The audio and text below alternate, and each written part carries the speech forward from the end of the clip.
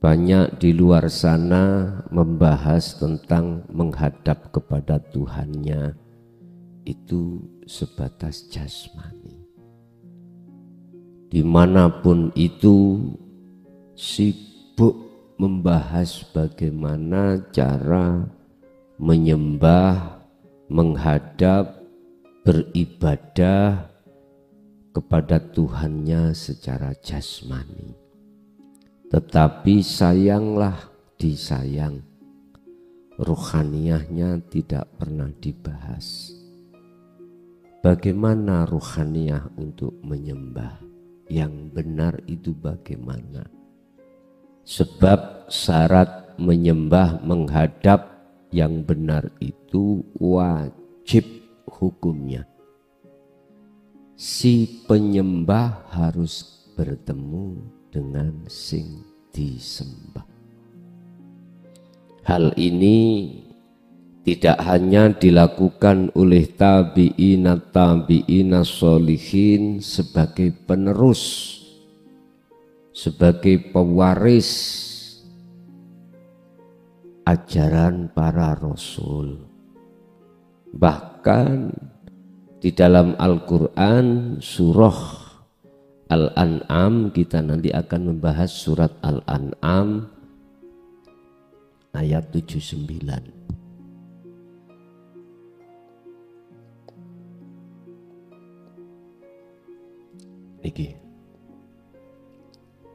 Di situ diterangkan bagaimana cara menyembah secara ruhaniyah itu yang benar. Ternyata di dalam Al-Quran,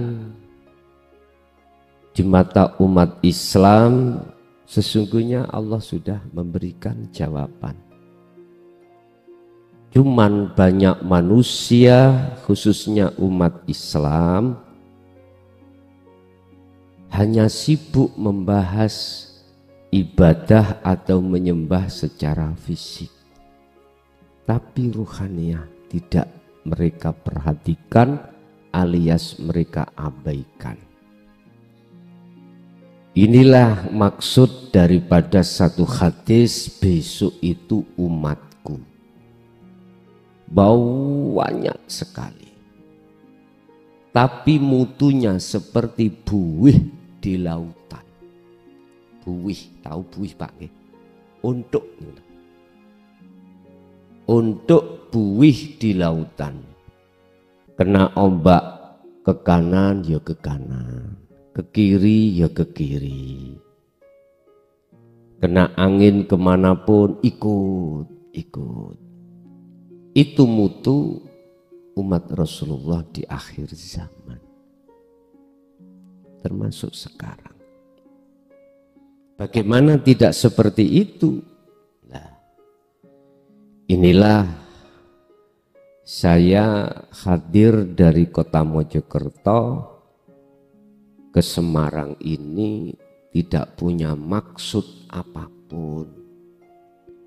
Saya cuman meluruskan bagaimana para kekasih Allah, para Rasul itu cara menyembah kepada Tuhannya bagaimana.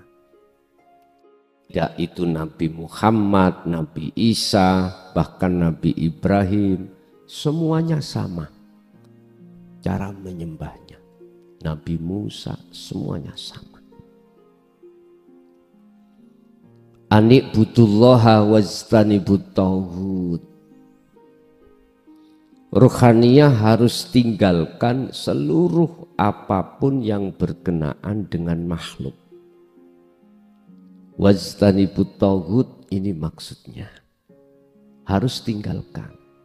Sebab dengan begitu maka ani'budullaha beres. Ruhaniyah saya katakan beres, bertemu terhadap yang disembah itu siapa. Sebab dalam hadits qudsi Allah mengatakan, janganlah kau sembah namaku, sifatku, zatku, tapi sembahlah aku. Dalam Al-Quran pun disebutkan dalam surah Al-Anbiya jamak dari nabi, piro-piro nabi, Al-Anbiya itu ayat 25, aku. Surat Toha juga begitu, aku. Bagaimana bisa ketemu aku di situ?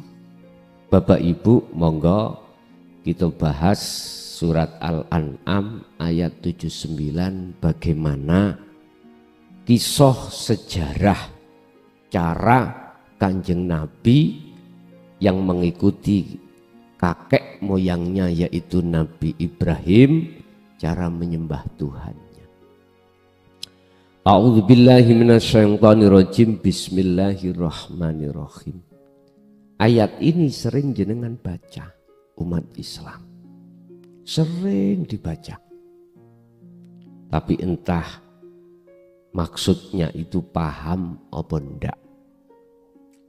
Anda tidak akan paham jikalau tidak masuk di dalam dinut tauhid. Anda tidak akan paham manakala rasa di dalam diri itu tidak Anda bangunkan. Makanya Padepokan ini saya sangat setuju disebut noto rasa, pun pas. Menata bagaimana rasa yang benar itu bagaimana. Rasa itu apa? Rasa iman. Imanul haq, rasa itu.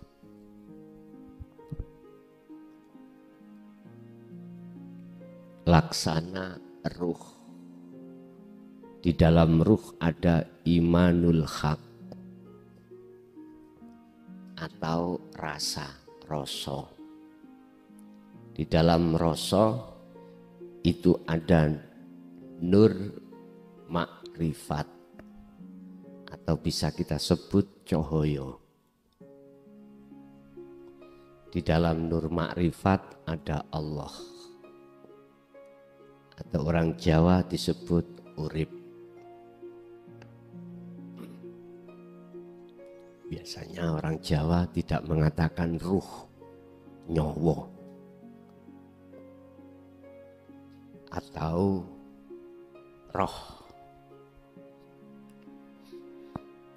Di dalam nyawa iku ono rasa, di dalam rasa ono cahaya, di dalam cahaya ono urip. Ini prosesnya ayat 79, di situ dibaca inni wajjahtu wajhiya ruh Allah. Bagaimana ini bisa sampai di sini yang disebut menghadap? Bagaimana?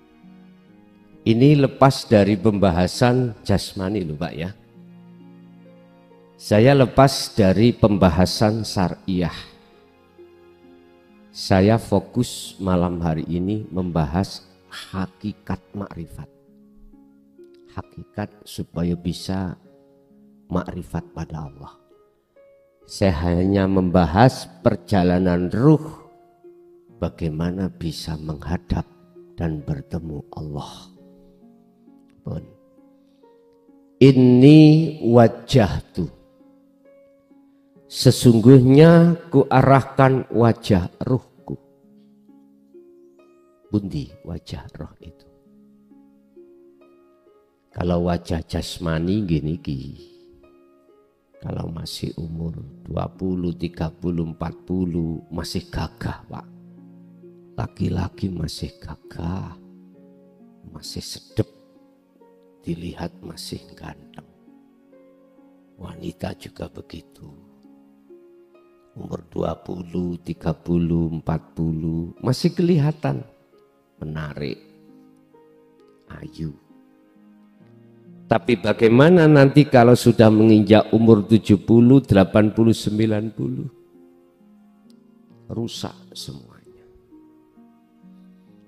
gagahe ilang, gantenge ilang, ayunya hilang, tinggal kewut, tinggal remek. Jalan kaki aja seperti nenek huhu, bungkuk. Waktu umur 20-30, wah, melaju, lari itu wet gitu. Coba kalau sudah umur 70-80, habis duduk 1 jam 2 jam aja, mau berdiri sudah cari pegang. Kita membahas wajah ruh. Mana wajah ruh? Itulah sebetulnya adalah imanul haq. Iman yang benar. Kita sebut rasa.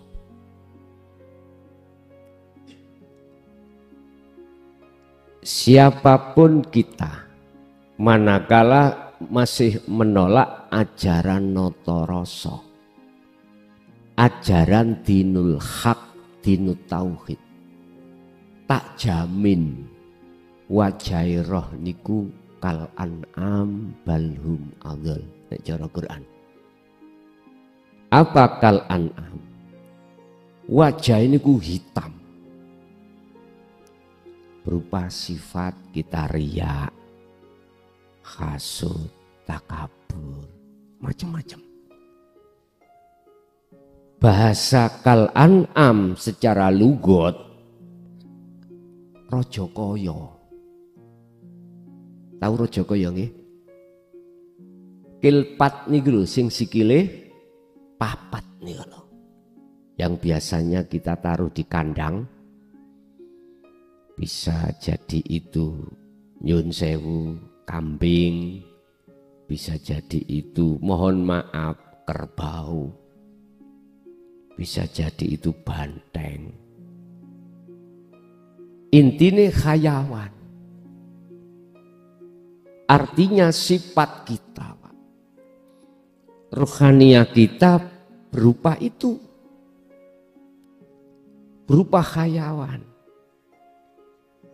Yang kumaksud sifat-sifat yang timbul di dalam hati kita adalah sifat yang tercela. Ini manakala menolak pendidikan dinul haq atau dinut tauhid atau notorasa itu. Diterangkan di dalam satu ayat, qad khasyiral ladzina kadzdzabu biliqa'illah. Sungguh sengsara bagi orang-orang saat ketika di dunia mendustakan untuk pertemuan pada Allah. Ruhaniyah, bukan jasmaniyah. Kadzabu di sini artinya mendustakan. Jenengan iki menolak. Hati itu menolak dengan ajaran tauhid. Menolak. Bahkan tidak hanya menolak. Bagi mereka-mereka yang mempunyai status mengatakan zalika dzalalatun, ajaran itu sesat, mengatakan gitu. Ajaran itu sesat. Udah, sampean kalau mendengar hal itu gak usah diladeni. Gak usah di bahasa Indonesia diladeni ya Pak, diewangi gitu ah. Abaikan aja, ditanggapi. Maklum Pak, dereng ngertos,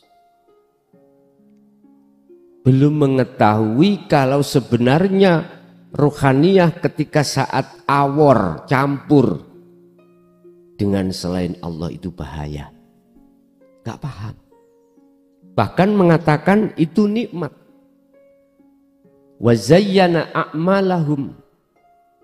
Nafsu itu membikin apa yang kita hadapi perkara-perkara selain Allah itu mengenakkan.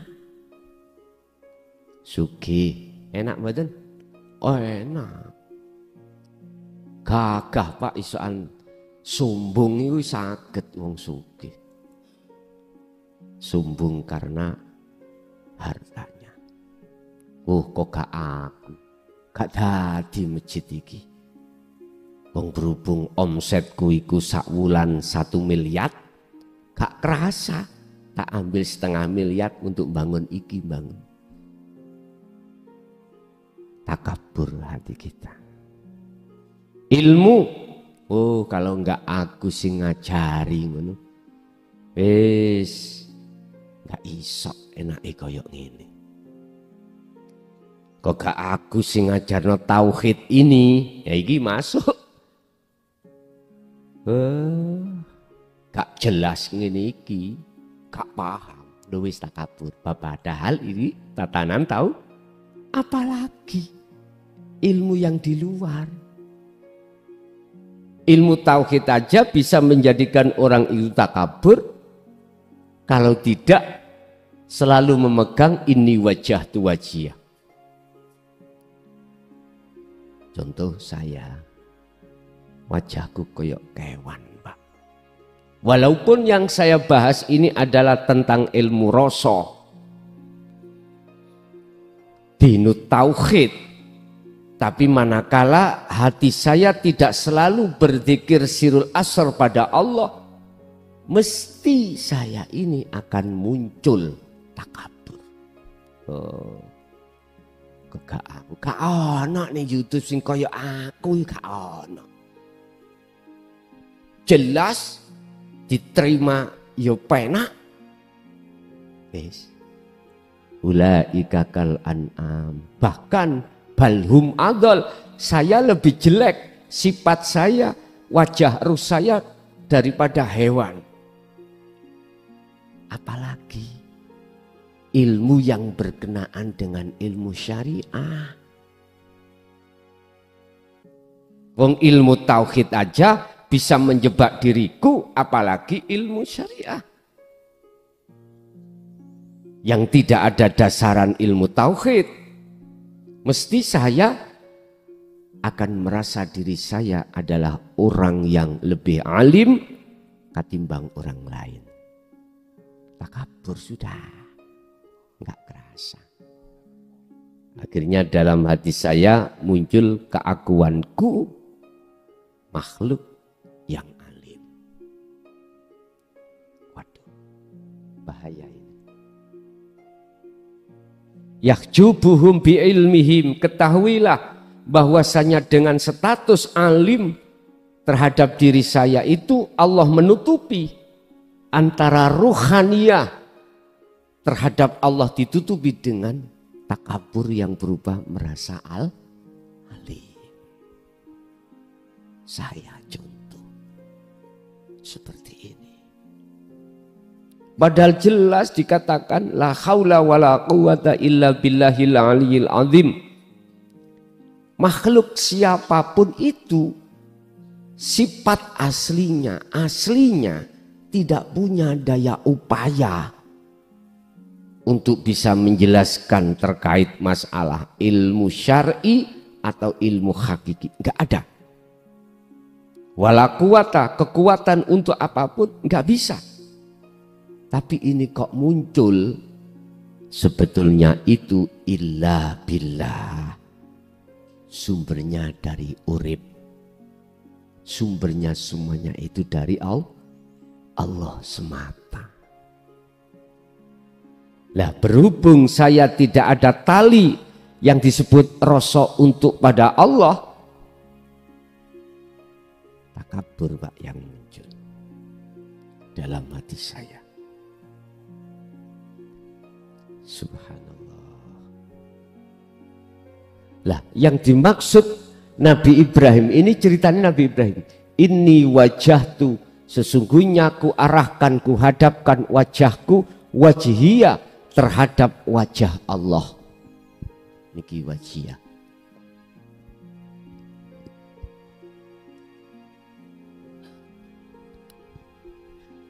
Saya ulang, wajah ruh adalah imanul haq, iman yang benar. Wajah ruh itu punya mata, Pak. Punya mata yang disebut basiroh. Mana? Yo rasa itu. Iman yang benar di dalam hati jenengan ini hanya iman pada ini loh, Pak. Sama lihat ke sini semuanya. Ini loh wajahnya Allah. Yang ini bukan udara, bukan oksigen. Yang ini ada di luar dan di dalam diri jenengan. Karena inilah kita bisa berkumpul di sini. Karena inilah mata bisa melihat. Jadi Allah itu angkruk-angkruk. Tahu angkruk-angkruk nggih? Bahasa Indonesia ini angkruk-angkruk itu apa? Bertengger di basyiroh ini. Mata. Basariyah ini. Sifat sama ini. Akhirnya dengan bisa mendengarkan suara. Sifat kalam. Akhirnya dengan seakan-akan bisa bersuara. Lalu di situ ada ini.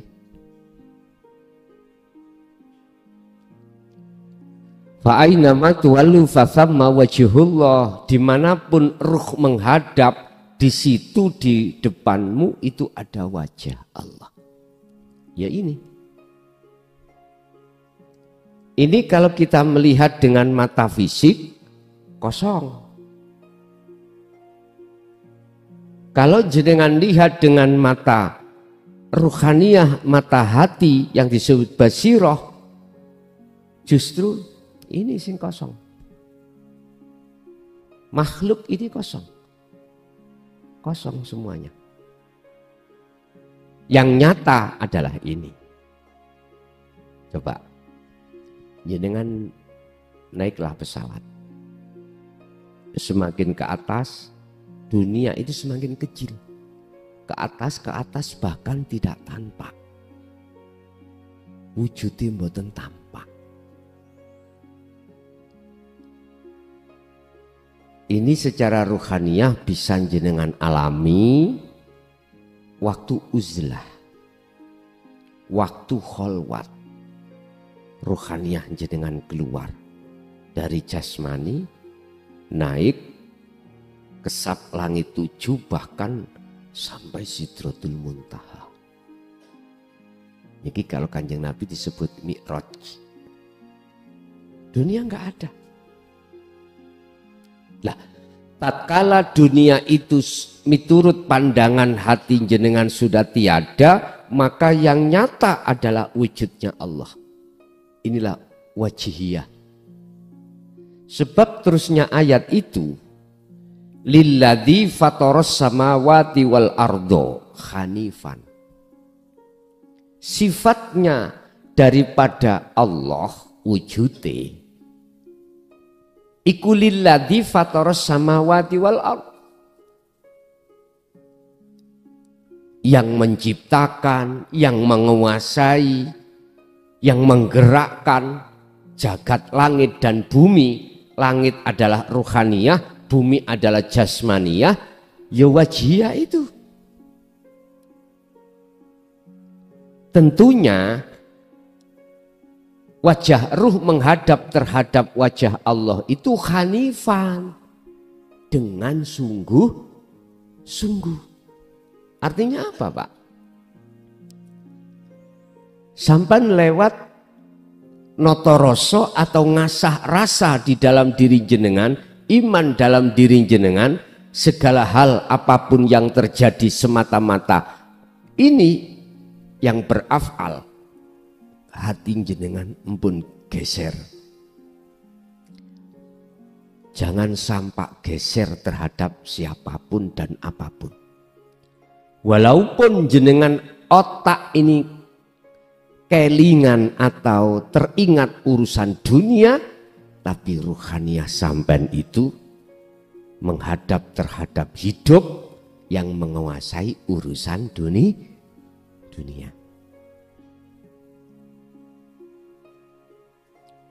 Ketika saat ruhaniyah sampean sudah plek nang wajah Allah, ya. La ibsorun wa mubsorun wa basorun. Wajah tu itu nama ruhaniyah fana. Wajhiyah nama Allah hilang. La ilaha illallah. Allahnya nama hilang. Huwa sifat hilang. Anta kau, kamu zat hilang. Tinggal apa? Ana. Ana itu ingsun. Tinggal ingsun. Inilah ahad. Tidak ada yang lain. Bahasa ingsun, aku, berarti tidak ada yang lain. Kul ajarkan Muhammad huwallah utawi Allah. Kul huwa utawi hidup. Iku Allahu. Jenenge Allah iku ahadun esa. Terangkan Muhammad tentang esa itu bagaimana sih? Ini prosesnya. Ahad esa tunggal itu adalah laisa kamislihi syai'un. Ya ini Pak. Untuk bisa ketemu ini, selain ini tidak ada dalam pandangan hati jenengan. Ingin tahu dunia sudah tidak wujud, naiko. Tinggalkan dunia ini, naik numpak pesawat. Semakin ke atas nanti semakin di mana ada jarak tertentu mengatakan sudah gak kelihatan. Yang tadinya rumah besar, yang tadinya negara besar, yang tadinya lautan itu besar, sudah gak kelihatan. Fana semuanya. Itu logikanya seperti itu. Sama. Jikalau pandangan hatimu itu selain Allah tidak ada, selain hidup itu sudah tidak ada, merapatlah kau ke hidup dengan cara toton rasa ning atimu. Asahlah dzikir sirul asrar itu. Caranya bagaimana? Setiap kali, ini 24 jam loh Pak ya. 24 jam. Tidak bisa 24 jam, ya sak mampu panjenengan. Setiap apa yang muncul dan timbul dalam diri jenengan atau di luar diri jenengan, hati jenengan harus merasakan bahwasanya yang berperan hanyalah hidup ini. Teruskan ini. Dengan secara thariqah sambil membaca Allah dalam hati gak apa-apa. Kalau untuk mudahnya rasa muncul. Niku sing dimaksud ini wajah tu. Niki. Hal ini terjadi tidak hanya di dalam waktu sholat secara syariat, enggak. Apapun aktivitas yang timbul dan muncul pada diri jenengan, apapun yang dihadapkan Allah, segala aktivitas, hati jenengan harus di dalam hati punya rasa yakin